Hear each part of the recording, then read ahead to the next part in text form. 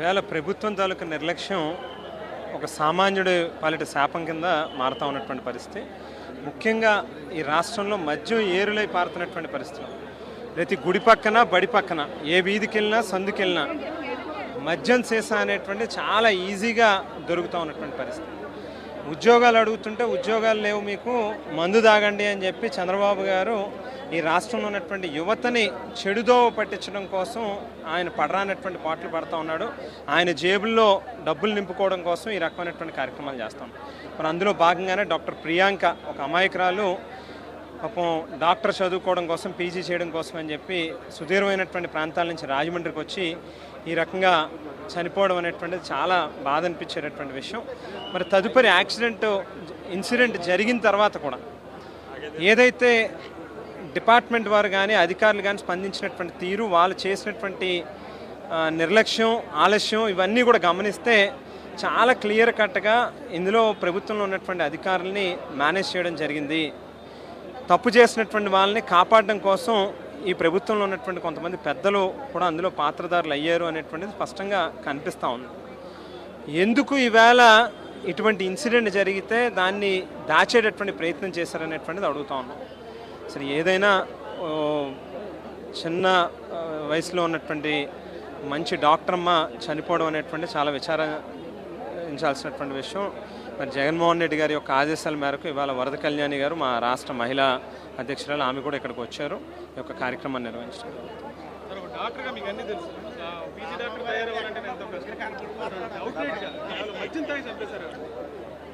ఈ రోజున చూస్తున్నాం, మరి డాక్టర్ ప్రియాంక గారి హత్య చూస్తుంటే అతి కిరాతకంగా జరిగింది.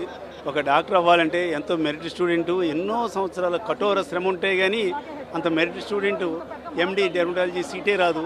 అటువంటి మంచి మెరిట్ స్టూడెంట్ని కోల్పోవడం నిజంగా ఆంధ్రప్రదేశ్ యొక్క దురదృష్టం, ప్రజల యొక్క దురదృష్టం. ఎందుకంటే ఆవిడ సేవలు ఎంతో మనకు అవసరం. అటువంటి సేవలు ఆవిడ ఇచ్చే టైంలో మరి ఆవిడ మృతి కంటే కూడా హత్య చాలా దారుణం. దీని అంతటికీ కూడా కారణం మనం చెప్పాలంటే ఈ కూటమి ప్రభుత్వం వచ్చిన తర్వాత ఎక్కడికక్కడే బెల్ట్ షాపులు, మద్యం షాపులు, మద్యం ఏర్లై పారుతుంది. అంతేకాకుండా గంజాయి కూడా విచ్చలవిడిగా దొరుకుతుంది. కాబట్టి ప్రభుత్వం వెంటనే మరి స్పందించి ముందుగా ఆ లిక్కర్ షాపుల్ని, అదేవిధంగా గంజాయిని అరికట్టకపోతే రానున్న రోజుల్లో ఇదే పద్ధతి కంటిన్యూ అవుతుంది. అదేవిధంగా అమాయకులు మరింత మంది కూడా బలవుతారు. తక్షణమే స్పందించి దీనిపైన మరి పూర్తి ఎంక్వైరీ చేసి దోషులు ఎవరైతే ఉన్నారో వాళ్ళని కఠినంగా శిక్షించాలని వైఎస్ఆర్ కాంగ్రెస్ పార్టీ తరఫున డిమాండ్ చేస్తున్నాం. ఇప్పుడు ఈ తూర్పుగోదావరి జిల్లా రాజమండ్రిలో డాక్టర్ ప్రియాంక మరణానికి కారణమైన వాళ్ళు ఇదే మాల్ దగ్గర నుండి ఆ అమ్మాయి మూవీ చూస్తూ వెళ్తూ మరి ఏ విధంగా ఆ అమ్మాయి బైక్ని కారుతో ఢీకొట్టి ఆ అమ్మాయి మరణానికి కారణమైన వాళ్ళని 3 రోజుల వరకు కూడా ఇక్కడున్న పోలీసు వ్యవస్థ వాళ్ళని ప్రొటెక్ట్ చేయడం, స్థానిక ప్రజాప్రతినిధులు కూడా వాళ్ళని ప్రొటెక్ట్ చేయడం జరిగిందనేది స్పష్టంగా మనకు అర్థమవుతుంది. ఈ రోజున ఆ అమ్మాయి ప్రాణాలతో లేదు, మరణించింది.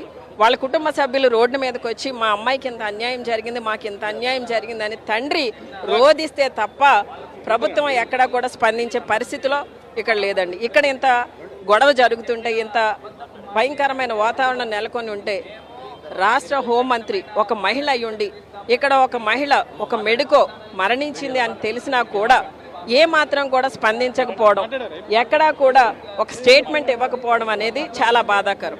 ఈ రోజున మహిళలకి ఎక్కడుందండి ఈ రాష్ట్రంలో భద్రత అనేది? భద్రత లేకపోవడం వలన ఈ రోజున ఎంతోమంది చిన్నారులు కానివ్వండి, మహిళలు కానివ్వండి, ఇలా యువతులు కానివ్వండి, వాళ్ళ మాన ప్రాణాలు పోగొట్టుకుంటున్నారు.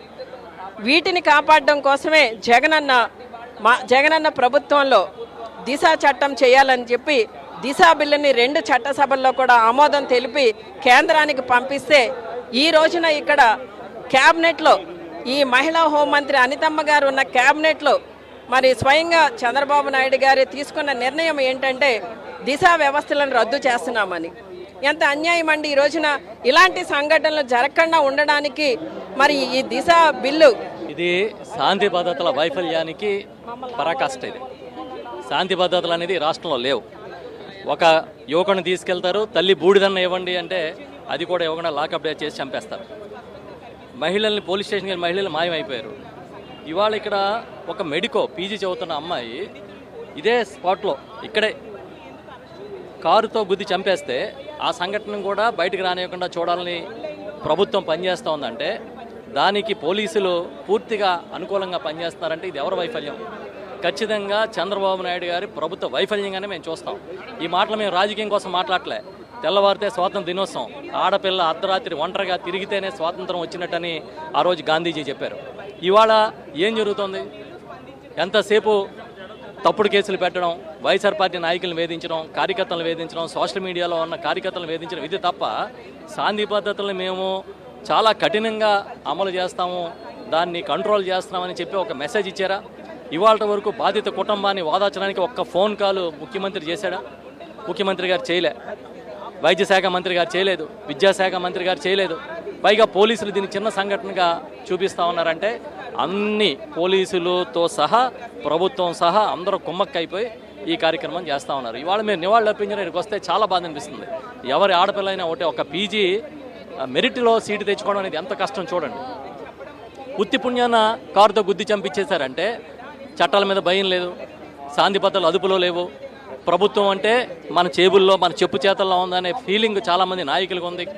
అందుకే ఇలాంటి సంఘటనలు జరుగుతున్నాయి. జగనన్న తీసుకొచ్చిన దిశా చట్టాన్ని చాపజుట్టేశారు.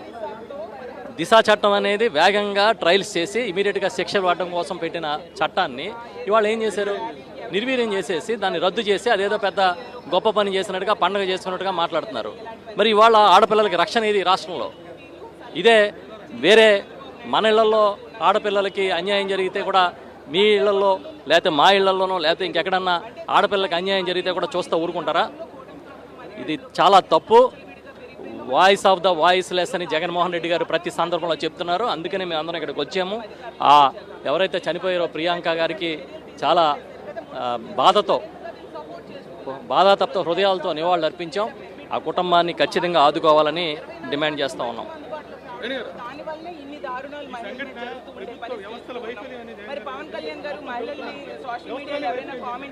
కూటమి పాలనలో వ్యవస్థలన్నీ కూడా కుప్పకూలిపోయాయి.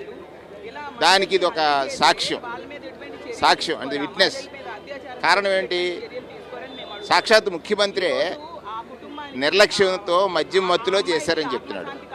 అంటే ఆత్మ పరిశీలన చేసుకోవాల్సిన అంశం ఏంటంటే సాక్షాత్ ముఖ్యమంత్రి ఈ రకంగా మత్తులో జరిగేటువంటి వ్యవస్థలకి కారణాలని అతను తప్పించుకోవడానికి చెప్పినా కూడా దాని మీద ప్రజలు ఆలోచించరని అనుకుంటున్నాడు. అంచేత ఇవాళ వారం రోజులుగా ఇవాళ 10వ రోజు ప్రియాంకకి నివాళులు అర్పించాలని మేము ఇక్కడ క్యాండిల్లు లైట్ వెలిగించాలనేది అనుకున్నాం. ప్రధానంగా ముఖ్యమంత్రి గారు తీసుకున్నటువంటి ఈ వ్యవస్థల కుప్పకూల్చేటువంటి తరహా పాలన ఏదైతే ఉందో ఈ పాలన వల్ల ప్రజలందరూ కూడా భయభ్రాంతులకు గురవుతూ ఉన్నారు, భయానికి గురవుతూ ఉన్నారు. గురైనటువంటి వారికి రక్షణ కల్పించాలంటే ఈ రకంగా మేము ఏదైతే ప్రొటెస్ట్ ఇవాళ చేస్తున్నామో, ప్రొటెస్ట్ అంటే ఆమెకి ఆత్మశాంతి కోసం చేస్తున్నాం, ప్రపంచానికి వెలుగులోకి తీసుకురావడానికి చేస్తున్నాం. ప్రియాంక మరణం అంటే కేవలం 20 లక్షలు ఒక కాంపెన్సేషన్ ఇచ్చేస్తే సరిపోద్ది అనుకున్నటువంటి ముఖ్యమంత్రి గారు వ్యవస్థల మీద గౌరవం లేకుండా కేవలం తన రాజకీయ ప్రాబల్యం కోసం లేకపోతే తన రాజకీయ స్వార్థం కోసం వ్యవస్థలన్నీ కూడా ఒక ప్రజాభిప్రాయానికి భిన్నంగా తయారు చేస్తున్నటువంటి తీరు గమనించినట్లయితే ఇది చాలా దురదృష్టమైనటువంటి సంఘటన. ఇప్పటికైనా కూడా ముఖ్యమంత్రి గారు ఆలోచించాలి. వాళ్ళు గంజాయి సేవించారా, డ్రగ్స్ తీసుకున్నారా, లిక్కర్ తాగారని మీరు కన్ఫర్మ్ చేయటం అనేది ముఖ్యమంత్రిగా మీ బాధ్యత రాహిత్యం. లిక్కర్ తాగి చేశారు, మందు తాగి చేశారు అనేటువంటి మందు తాగే చేస్తుంటే ఆ మందుని విచ్చలవిడిగా దొరికేటట్టు చేసిన మీరు కూడా నిందితులే. మందు వాళ్ళ నిందితులు అయితే అందులో మీరు కూడా నిందితులు అనేటువంటిది ప్రజలు ఆలోచించుకునేటువంటి, ప్రజలు మాట్లాడుతున్నటువంటి మాటల్ని ఇవాళ చెప్తా ఉన్నాను. ఒకటి, రాజమండ్రిలో జరిగిన ఈ సంఘటన రోడ్డు ప్రమాదాలు అతిగా పెరగడానికి గల కారణం మద్యమైతే దాని నివారణకి ఈ ప్రభుత్వం ఏ చర్యలు తీసుకుంది? ఇప్పుడు జరిగిన తర్వాత అయినా ఏమైనా చర్యలు చేపట్టిందా? ఆయన ఎస్ఐలతోటి రివ్యూ చేసేటువంటి ముఖ్యమంత్రిగా చరిత్రలో ఎక్కాడు. ఎస్ఐలతో ఏం రివ్యూ చేశాడు? సోషల్ మీడియా కేసుల్ని అరికట్టమన్నాడు. సోషల్ మీడియా లేకపోతే ఈ కేసుకి ఇంత ప్రాముఖ్యత వచ్చేదా? సోషల్ మీడియాలో ప్రశ్నలు వేయకపోతే ఈ కేసు మీద మీరు స్పందించేవారా? ఆ తండ్రి వచ్చి తన పడినటువంటి ఆవేదన సోషల్ మీడియా ద్వారా ప్రపంచానికి చూపించకపోతే ఈ కేసు మీద మీరు స్పందించేవారా? ఈ సోషల్ మీడియాకు చేసేటువంటి మీరు ఏదైతే కట్టడి చేయాలనేటువంటి అభిప్రాయం ఉందో అది చెల్లదనేటువంటిది ఇప్పటికైనా గుర్తించమని ముఖ్యమంత్రి గారిని కోరుతా ఉన్నాం. డాక్టర్ తయారవ్వాలంటే ఎంతో కష్టమైన పరిస్థితి. పీజీ డాక్టర్ అర్థంతరంగా చంపేశారు. ఇలా ఏం చెప్తారు? అంటే ఎంతో మెరిట్తో చక్కని మార్కులు తెచ్చుకొని ఫ్రీ సీట్ తెచ్చుకున్న ప్రియాంక దారుణంగా, అతి దారుణంగా 3 సార్లు కారు ఎక్కించి మెడ మీద చంపేశారు. అంటే దీన్ని బట్టి రాష్ట్రంలో శాంతి భద్రతలు ఏ రకంగా ఉన్నాయో తెలుస్తుంది. అదేవిధంగా స్త్రీలకు రక్షణ లేదు, మద్యం ఏర్లే పారుతుంది. ఈ దిశ చట్టం దేనికి, ఈ కేసుకి ఎందుకు అప్లై చేయట్లేదు నేను అడుగుతున్నా. ఎందుకంటే 21 రోజుల్లో ట్రయల్కి రావాలి. అసలు ఈ చట్టాన్ని ఎందుకు అప్లై చేయట్లేదు? మీకు భయం? మీకు కావాల్సిన వాళ్ళు ఉన్నారా? దీని వెనుకున్న ఎంత కుట్రంతా కూడా బయటికి రావాలని చెప్పి భరతరామ్ గారు ఈ కేసుని వెలుగులోకి తీసుకొచ్చి పోరాడుతున్నందుకు ఆయన అభినందిస్తూ ఈ కేసుని నేషనల్ లెవెల్కి తీసుకెళ్లి కాక్రోచ్ జనతా పార్టీకి అప్పచెప్పాలని చెప్పి భరతరామ్ గారిని కోరి ప్రార్థిస్తున్నాను. మొత్తానికి కేసులో కాన్స్పిరసీ ఇంకా ఉందా, పూర్తిగా పోయిందా? నేను ఒకటే చెప్తున్నానండి, 3వ తారీఖు ఈ ఘటన జరిగితే ఒక్క సోషల్ మీడియా పేజ్లో కూడా వార్న్ చేశారు police department, 3 town police station వాళ్ళు, ప్రకాష్ నగర్ పోలీస్ స్టేషన్ వాళ్ళు ఏ సోషల్ మీడియా ఇన్ఫ్లుయెన్సర్ని కూడా డాక్టర్ ప్రియాంక గురించి పోస్ట్ చేయొద్దని వార్న్ చేసిన సందర్భం. అసలు ప్రజాస్వామ్యంలో మనం ఉన్నామని అడుగుతా ఉన్నాం. 3వ తారీఖు ఘటన జరిగితే 6వ తారీఖున అరెస్ట్ చూపించారు. 3 రోజుల పాటు నిందితులు ఎక్కడ ఉన్నారు? ఎవరు కంట్రోల్లో ఉన్నారు? పోలీస్ కంట్రోల్లో ఉన్నారా? లేకపోతే రాజకీయ నాయకులు రాజమర్యాదలు చేసి ఎక్కడైనా దాచిపెట్టారా? ఇవాళ ఇన్ని ప్రశ్నలకి సమాధానము ఖచ్చితంగా ప్రభుత్వం చెప్పాలా. ఇవాళ సిఐ ఎవరైతే 4th టౌన్ సిఐ ఉన్నాడో ఆ సిఐని ఇమీడియట్గా సస్పెండ్ చేయండి. అదే 4th town Prakash Nagar suspend చేయండి. సస్పెండ్ చేసి దీనికి ఒక సిట్ వేయండి. సిట్ వేస్తే ఖచ్చితంగా నిజ నిజాలు బయటకు వస్తాయి. డాక్టర్ ప్రియాంక లాగా వేరే వాళ్ళకి ఎవరికి కూడా ఇలాంటి ఘటన జరగకూడదు అని అంటే నిందితులతో పాటు నిందితుల్ని రక్షించే వాళ్ళు ఎవరైతే ఉన్నారో వాళ్ళని కూడా అరెస్టులు చూపించాలి. ఖచ్చితంగా దీనిపైన సమగ్రమైన విచారణ జరగాలి. నిన్న వెళ్ళి వాళ్ళ ఫ్యామిలీని కలిస్తే వాళ్ళ రోదన, తల్లి కళ్ళు తిరిగి కింద పడిపోతూ ఉంది, ఆమెకి లో బీపీ వచ్చి పడిపోతూ ఉంది. వెళ్ళి అప్పుడు హుటాహుటిని వెళ్ళి హాస్పిటల్లో కూడా అడ్మిట్ చేసిన సందర్భం. అంటే కడుపు కోత ఎంత దారుణంగా ఉందో. 3వ తారీఖు ఘటన జరిగితే అదే రోజు రాత్రి డిఎస్పీ 2nd షో సినిమాకి వెళ్ళాడు. అసలు ఎక్కడికి వెళ్ళిపోతూ ఉన్నాము? సమాజంలో ఉన్నామా? అంటే మీ ఇంట్లోనే మీ కూతురికే ఈ ఘటన జరిగితే ఈ రకంగా చేస్తారా అని అడుగుతా ఉన్నా. ఆమె చావు బతుకుల్లో హాస్పిటల్లో ఉంటే ఇంత చిన్న యాక్సిడెంట్ అని మీరు ఎలాగ 6వ తారీఖు అభివర్ణిస్తారని అడుగుతున్నా. ఇది ముమ్మాటికి కూడా ఒప్పుకోము. మీరు ఖచ్చితంగా నిందితులకి లైఫ్ ఇంప్రిజన్మెంట్ చేయాలి. అదేవిధంగా నిందితులను కాపాడిన వాళ్ళని కూడా లైఫ్ ఇంప్రిజన్మెంట్ చేయాలి. లేని పక్షంలో ఖచ్చితంగా హైకోర్టును కూడా అప్రోచ్ అవుతాము. ఈ యొక్క ఘటన వేరే వాళ్ళకి ఎవరికి కూడా జరగకుండా ఒక లెసన్ చెప్పాలని కూడా ఈ ప్రభుత్వాన్ని డిమాండ్ చేస్తున్నాం. మొత్తానికి నాయకులంతా ఒక విషయం అయితే స్పష్టంగా చెప్తున్నారు. జరిగిన సంఘటన మీద పూర్తి స్థాయిలో విచారణ జరగాలి. దీనికి ఒక ప్రత్యేక కమిటీ వేయాలి. దీంతో పాటు నిందితులకు సహకరించిన వాళ్ళు ఎవరైతే ఉన్నారో వాళ్ళ మీద కూడా యాక్షన్ తీసుకోవాలి. ఖచ్చితంగా ఈ వ్యవహారంలో న్యాయస్థానాన్ని ఆశ్రయిస్తామని మాజీ ఎంపీ భరత్ చెప్తున్నారు. రాజమండ్రి నుంచి video Harish for Sakshi news.